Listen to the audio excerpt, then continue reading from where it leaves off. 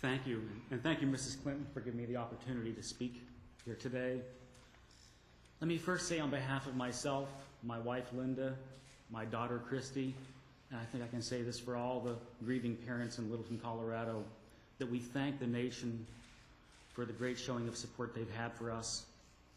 We really appreciate all the cards, prayers, condolences we've received. We've been very touched by all the support that has come from all over the country. It's really helped us a lot to get through this very difficult time, given us strength. My son was killed at Columbine High School on April 20th, along with Cassie Bernal, Stephen Curnow, Corey DePuter, Kelly Fleming, Matt Keckner, Dan Warbaugh, Dave Sanders, Rachel Scott, Lauren Townsend, John Tomlin, and Kyle Velasquez, and Isaiah Schultz. For my family, these last 2 weeks have been like a flash flood. And what I mean by that is what we experienced was a momentary, senseless, horrific flash of violence and hatred. It was then followed by an amazing flood of tears, prayers, calls, cards, visits, and countless expressions of sympathy and love. Now the question is whether those floodwaters can be channeled into something meaningful and helpful for the children, or whether they'll just be followed by yet another flash flood in another unsuspecting community. My family knows that our son Daniel was in a better place, and we've been greatly comforted by our faith in God and the support of our friends and neighbors in the country. Still, we feel a great emptiness. We miss him very much. We miss his presence. It's difficult for me to be here so soon after his death, to not be with my family during this time.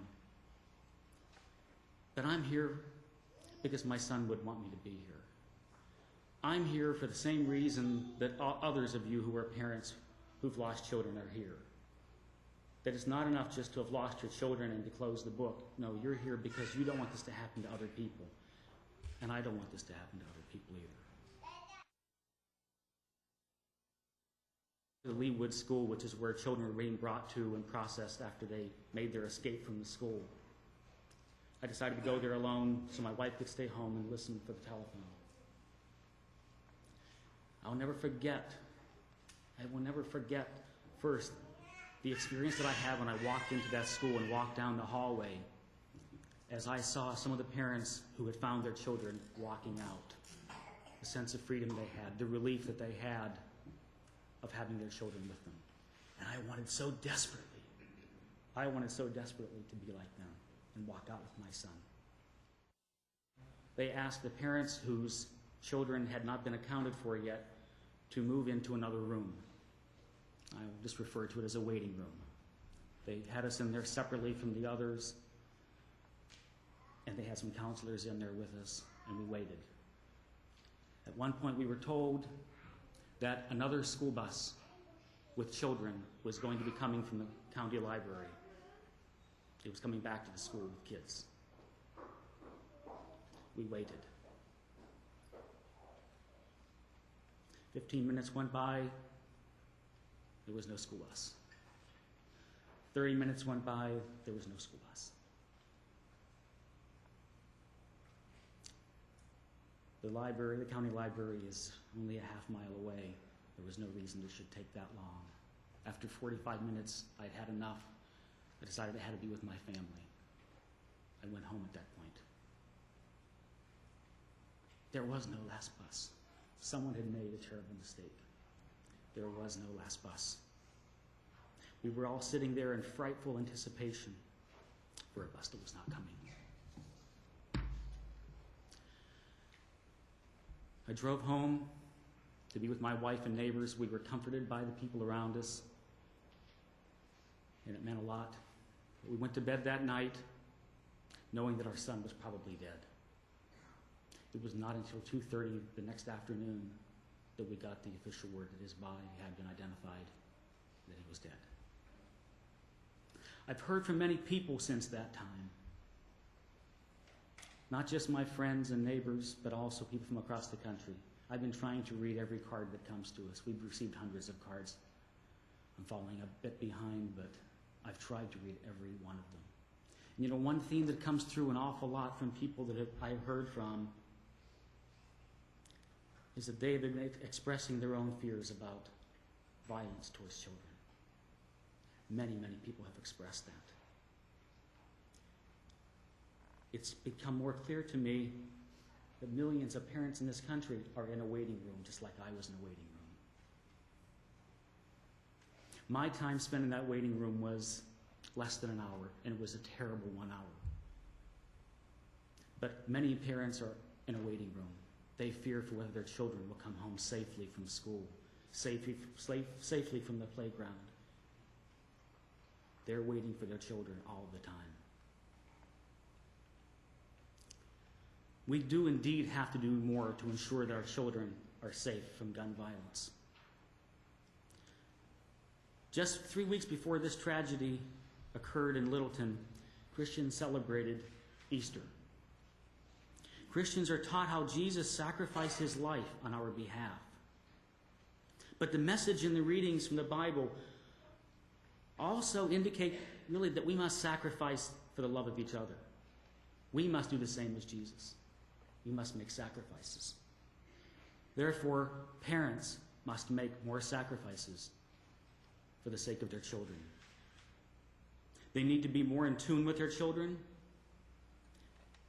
There needs to be more talking, more listening, more hugging, more teaching of tolerance, more time together, and less time with televisions and computers.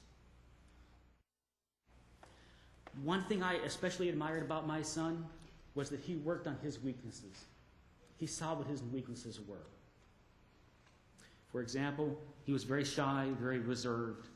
He joined the debate team. He got in front of other people and spoke. He wouldn't otherwise have done that. He was very thin, not at all athletic. He joined the cross-country team. That was his way of addressing that. I urge America to address its weaknesses also in honor of my son.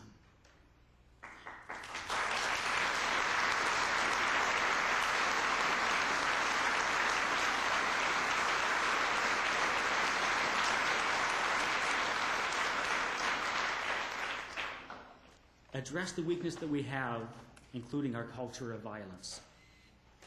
Consider that the parents in Japan don't have this awful fear for the safety of their children, whether they will be victimized in their school or in their playground. The parents in Germany don't have this fear. Most countries of the free world don't have this fear.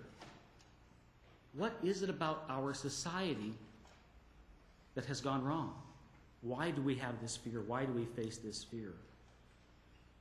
We may have the freedom to bear arms in this nation, but we don't have a freedom from fear. We need to look to our culture. Let's not forget these slain children. Let's not let their deaths be in vain. Let's stand up and take action. Let's make sacrifices in the name of these slain children. Let's not have more flash floods. Thank you.